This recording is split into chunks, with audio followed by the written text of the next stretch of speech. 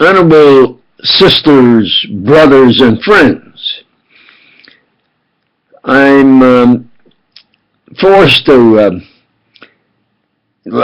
perhaps this is a real reality videos, and that is,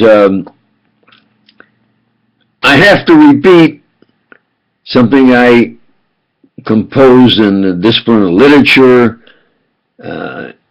and especially verse and precisely a poem, sort of, that you realize also the reality of my just demands for reasonable honors and compensation from now Hoover-ists.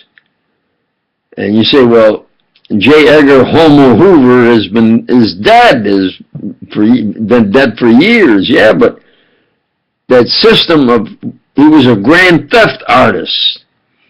Grand theft is something of value, you know. It is petty theft and grand theft is, I think, how they say in a legal term.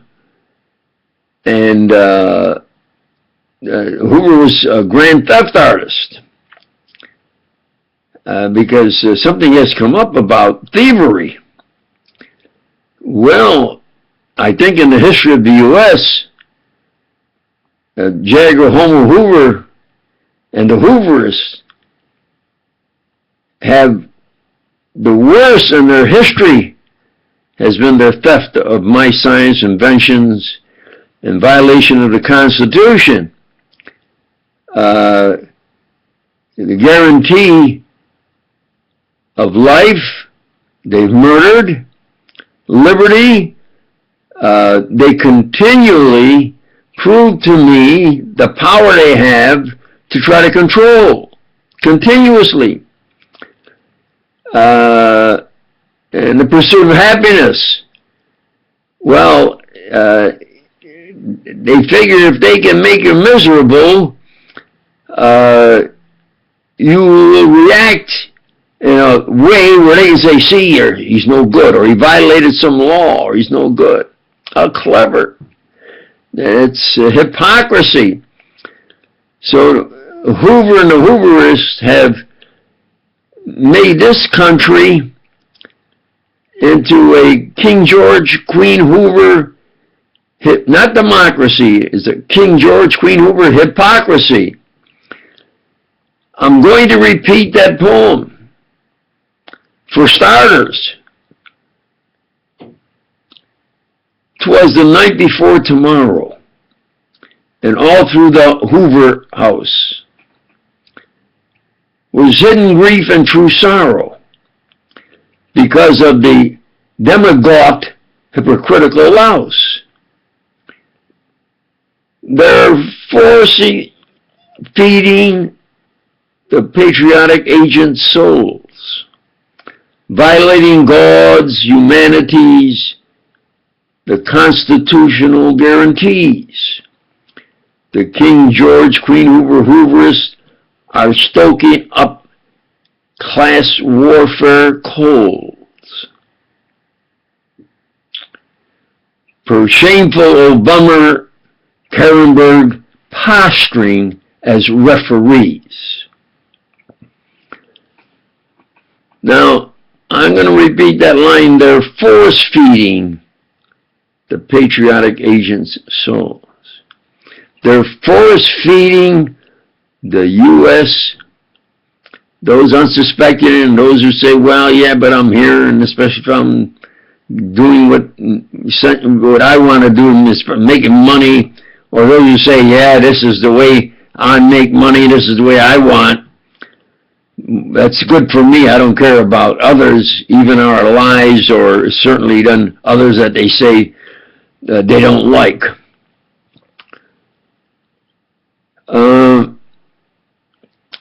You have to understand that I invented the Xerox. And I have about maybe 200 videos through the years, dotting the I, crossing the T's. Now that's worth billions. I'm telling you, only the top national, international of importance. And if you care about your children and family, then you have to listen to what I'm saying, understand what I'm saying, and act to correct against these criminally insane Hoover-ists. I'm going to get right to the point. They won't let I and others forget just how criminally insane they are. Now, the day before 9/11, okay, 9/10, the day before, they went out of their way to dress up like Arabs to get me in an auto accident where I slammed into something. That is the truth. Of course, it's my word, but you can put this on a boisterous analyzer. I'm telling you the truth. I invented the Xerox. That's a true fact. They tried to get me into slamming with my car into something because their crackpot, psycho, weirdo, sicko fellas tell them this is what you do to get them angry, so we can say, yeah, look, he's argumentative and he says things against the government. No, I'm not saying things against the government when I call Hoover a criminally insane homo queer. That's what the fellow was. And I'm quoting, he was president at the time, President Nixon. You say, well, President Nixon, look. No, the reason President Nixon got into trouble is because he didn't want Hoover to be over him. He was president, so he was starting getting into the intelligence field. Well, it's impossible for a politician to get into the intelligence field because they work secretly and have all ways of doing things and covering it up. Do you understand? So Hoover got him out because he wanted Hoover out. President Kennedy was going to think he should have fired Hoover, but he said, I'll wait till I'm elected in the second term, and then I'll have the real power where I'll say he's out, and then he can't make an issue out of it because he had such professional PRs at top money saying what a good fellow he was, when he was a liar, a robber, a grand theft artist, immoral. He's had psycho quacks that he paid to try to keep him try to appear sane and not queer. That's the truth. So the Hoover-ists working with the Brits in this intelligence, like 007, is all hype, is all phony baloney.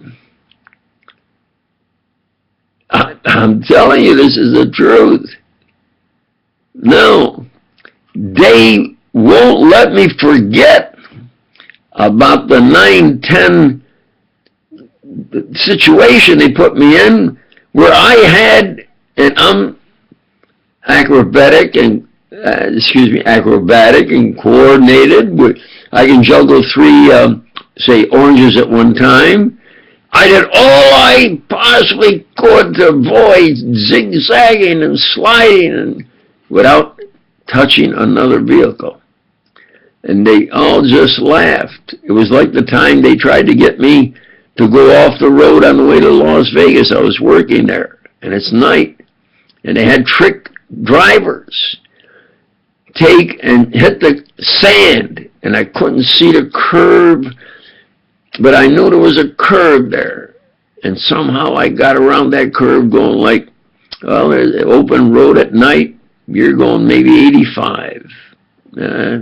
Yeah, the speed limit I think was 75. And I was able to go around that curve without going off the road. But they had a trick car, so when they went off the road, they have rollover bars And I turned around and went back. And they were out of their trick car talking with their, like you see on the tricks they run in the movies, or when they do that in stunts with their kind of orange uniforms and helmets and the rollover bars of their vehicle. Yeah, true fact. You put on a voice analyzer, true fact. What could I do? I looked at him, I says, any of you fellas get hurt? You see, you have to take and hit them smoothly and calmly, like I'm trying to do now, because they attack your family. You see, if you're, say, don't bother me, you criminally insane queers, they'll take and bother your family so that you get angry and say, you got to react. They say, he's got to react. Look what we're doing, criminally, a criminal, violating every laws of God, humanity, the rights of Constitution, the Bill of Rights, civil rights, etc. And they constantly remind me how great they are about precision with a car. They can come at me at 75 miles an hour on a residential street where the speed limit is only 45. I'm talking about at night there's no traffic on the way to Las Vegas, and there's no traffic in any direction. And people there go 85 continually. The speed limit is 75, but it doesn't go 85. I'm not talking about someone. I'm talking about on a residential street, they'll come at you at 75 miles an hour. You've got to react. Well, if you react, that's what they want. They want you to get angry. They constantly remind me that they knew about the 9/11 at least a day before. Absolute true fact. Just like there's been at least, talk about December 7th, I've seen at least 7 times programs in which they prove that we knew there was going to be Pearl Harbor. We had broken the code, and we knew they were going to attack, but it was delayed in the message, or it was lost or something. But we took our aircraft carriers out because that was the future of fighting Japan. So they would then sink our cruisers. But do you know how many lives were lost? But what happened? That's what we needed. We need a Pearl Harbor to get the people to say it's war. Do you understand? And that's what they're trying now. They're trying now to provoke. They always got an enemy. They always got an excuse to go to war. In Vietnam, the man that was in charge at the UN gave a great speech about our rights and justice for war in Vietnam. Then that same man, after he was out of the service, finally said, yeah, I lied. This is what they told me. He says, but I was, he didn't say he lied, he said, but I wasn't telling the truth. You look it up. He was the military man in charge. And,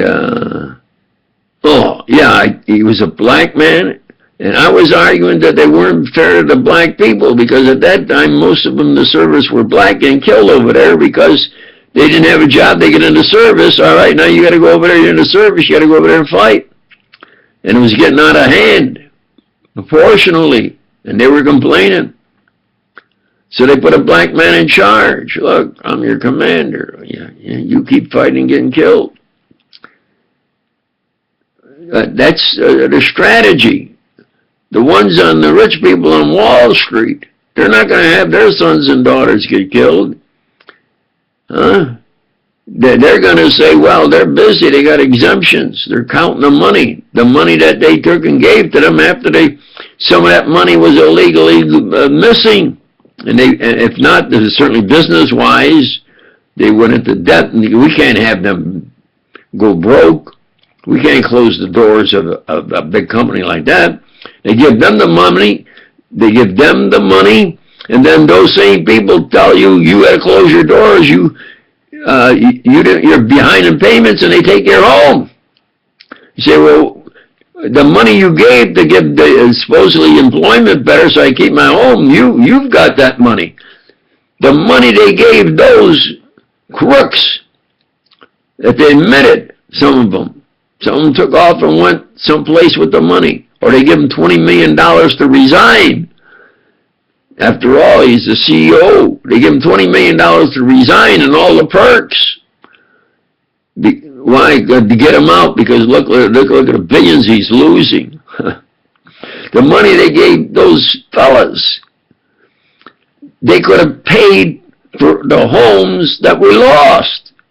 And then there wouldn't have been the crunch. Do you understand? It's a true fact.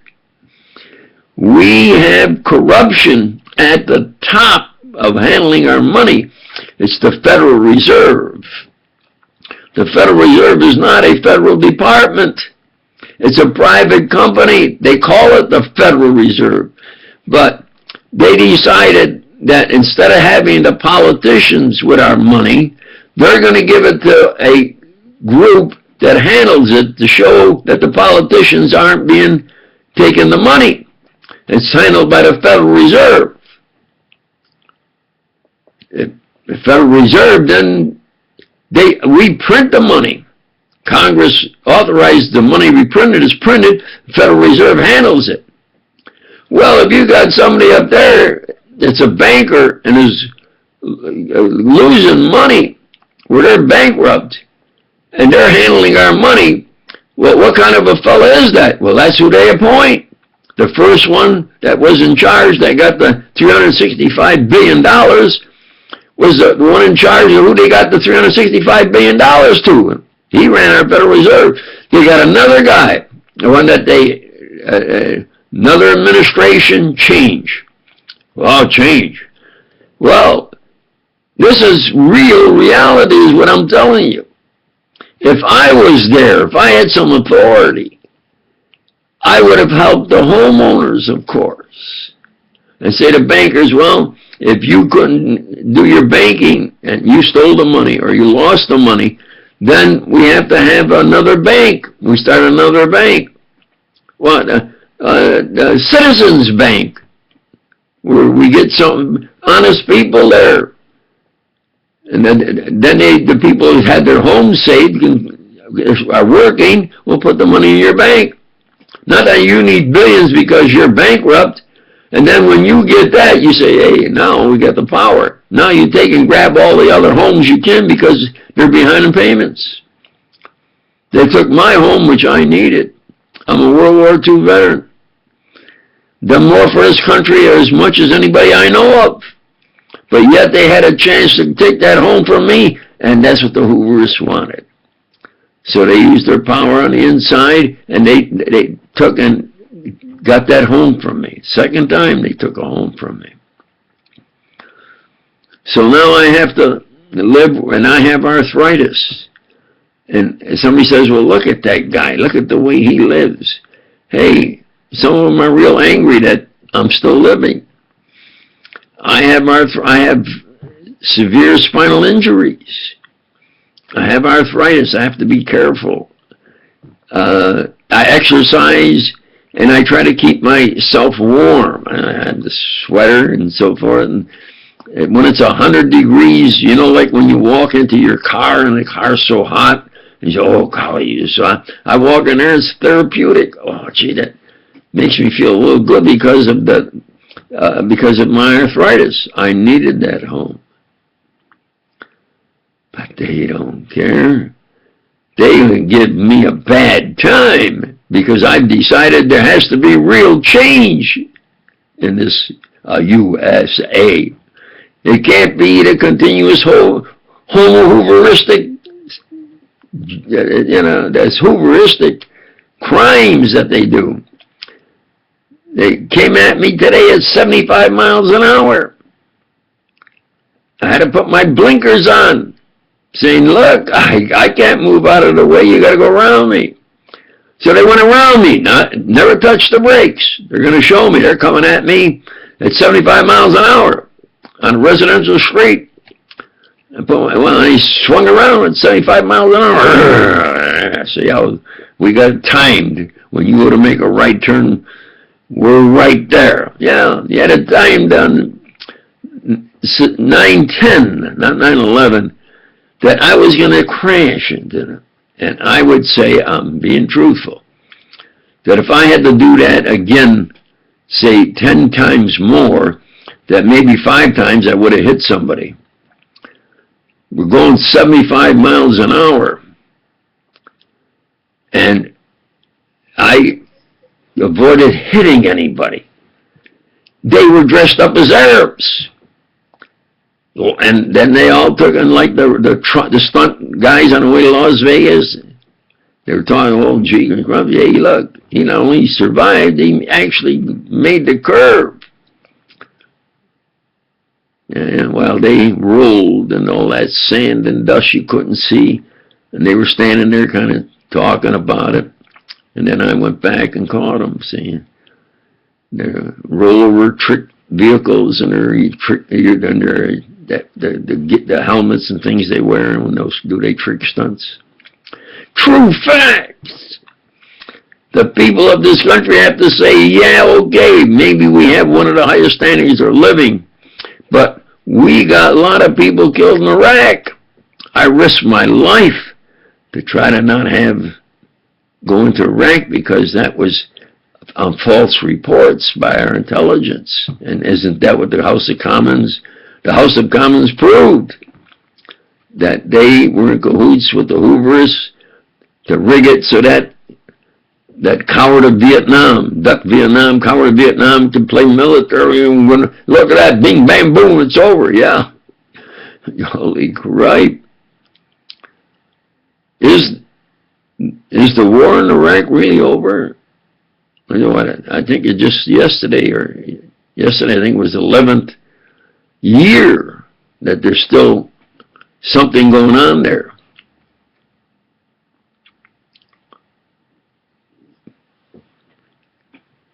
And what do? Talk about thievery. We took all the big plush palaces and made it, I think it's called the green area. And the people can't go in the green area, and it's reserved for the U.S. The biggest, most palatial thing is now, I think, our offices there. Well, all right, fine, yeah, but the people there are living poor and getting killed all the time. You think the resentment isn't always getting worse? I mean, the greatest number of people worldwide at one time, you see about all this protest, the UN didn't want the UN, which is at times really, you have to admit, is controlled by the US. It's in the US, they put in the most money. And now it's been admitted that how we eavesdrop and ways of eavesdropping on everybody who we consider our enemies and friends, private citizens. Well, they can have, as I was saying, that this plush. And we send a truck over there, talk about thievery, send a plane, and the truck is loaded with pay our troops. Truck is stolen. It's gone. Nobody's ever said where that truck is, still haven't found it. Millions! Well, they send over another plane with the money to pay the troops. You got to pay the troops. Talk about thievery. So they got the palatial things. They take out oil that's... we have oil in this country. All the oil we need. It's just that we can get it over there cheaper. And we say then we save ours because then we have it in reserve. It's a true fact. And talk about thievery of charging for... They now do it in such a way, well, we have a private company supplying the guns, and what we need to the service. And everything is 2-3 times higher than if you just took and bought it, or if the Army just took and did it the way they were doing it before. Rackets. Whew. There were people who came back, said I was a truck driver. And they told me, you go to here, here, here, here every day. 6 days a week, because then it's time and a half or double time. And that's what they're charging the government. Well, charge the government is to get that from the people's money, really. Like they would bail out the banks. And the man said, gee, you know, this isn't right. But everybody says, well, that's what they're doing. And look, if I don't do it, I'll be broke. If I don't work, they'll take my home. So I'm forced to do it. So he said I was forced to do it, but I was wrong. And now I'm paying for that. And that they had a roadside bomb. And I lost a limb. And now I look back and say, yeah, I took the chance. I needed the work and all that money. He says, but it was wrong. I would go, and sometimes half of where they told me to go, there's no need to go there at all. So I told them, you know, I'm a little risky. Let's skip that. You go to those things because we want that money. You got this job, the big money. You take the risk. You go to each one of those, and we say, yeah, you went there, and we get the money for it. Do you understand? They talk about thievery, and they run that racket. The man then, with a lost limb, says, this is what I did, and it was wrong. But that's the way they were doing all the way. I'm just running up money and running up bills. Now, what's important? We have to have Pearl Harbors to get the people we want to go and sacrifice their lives for what the Hoover-ists want to keep control of and have the control. So there was Pearl Harbor. They say it was, we knew, but all those lives in my neighborhood, there were hundreds that went the next day. I was too young. I was in high school. I think just starting high school or maybe sophomore. But a lot of men, especially those who were unemployed, they said, hey, I'm not worried. Yeah, he says, no, I'm going to see all these volunteers. And they knew ahead of time is what. I didn't put those programs on at least a half a dozen times. I say December 7th. Yeah, at least 7 times I've seen programs where they prove we knew. And that's why we took the aircraft carriers out, because that was what we needed. But the old destroyers, they could be destroyed. And the lives on there, all right, they got a memorial there, but they needed that Pearl Harbor. They, well, all right, it's war. Because otherwise, England could not keep holding out. Yeah? No, they needed 9/11. The fellow's ratings were at the bottom. He's talking to school kids in school. They like to use kids because look how good they are, or look how bad somebody is because look, they try to involve you. What they use it.